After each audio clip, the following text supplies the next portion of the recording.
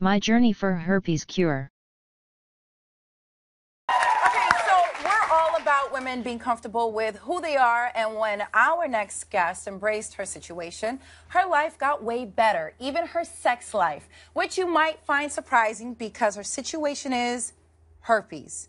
When she got diagnosed, instead of getting all embarrassed about it, she started a blog to let everyone know and take away the stigma. And we think that's awesome. Hey, Ella, are you there, hun? Hi, thank you. I'm here. All right, babe. So what made you decide to open up about having herpes, and how did you go about telling people about it? Sure. So when I got diagnosed with herpes, I was really shocked to find out just how common it really is. 1 in 6 people have genital herpes, but at the same time, we don't talk much about what it's like to live with an STI like herpes or HPV or things like that. And I'm really lucky to live in a super progressive city like New York, where people are really open-minded. So it's safe for me to share my story and my experiences. And my hope is that other people will be able to do the same and feel less isolated and freaked out when they get diagnosed. So I've been blogging about my love life and what it's like to date, and tweeting about bros and Tinder, and it's been really awesome so far. Absolutely. And what has the reaction been? The reaction's been amazingly positive. I was really scared to go public because herpes is so stigmatized and there's so much silence around it. But people have been so excited and sent me amazing messages. Just grateful that someone is talking and starting the conversation. And herpes is something that impacts so many millions of people that there's just this collective sigh of relief that somebody's talking about it and that it's not as scary as it used to be. So what's like the biggest misconception you've encountered when people find out that you have herpes?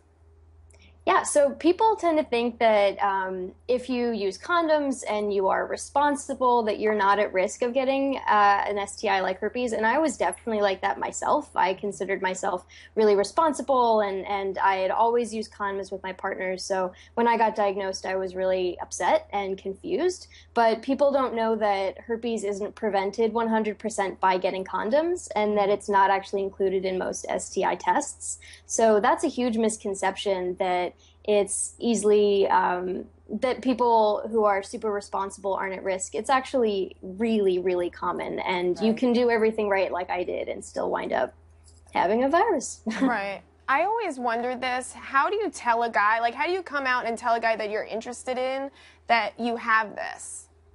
Yeah, so I actually bring it up really quickly. Like, it's a great, wonderful first date, awkward conversation to have, because I would actually rather know sooner rather than later if it's going to be a deal breaker with someone. And for the most part, it's not actually been a deal breaker. I've been really surprised and excited by that. And I recently, a couple of weeks ago, was on Tinder chatting with this guy who I thought was really cute. And I said, you know, I usually make sure a guy has had like a drink or two before I say that I am internet famous because I have herpes. But he actually said, you know, I already know because I Googled you. I read your blog, and I think that it's really awesome what you're doing. And for him, it wasn't a deal breaker, and it actually hasn't been at all once a deal breaker for me in 2 years. To know more about herpes cure, go to herpescure9.com.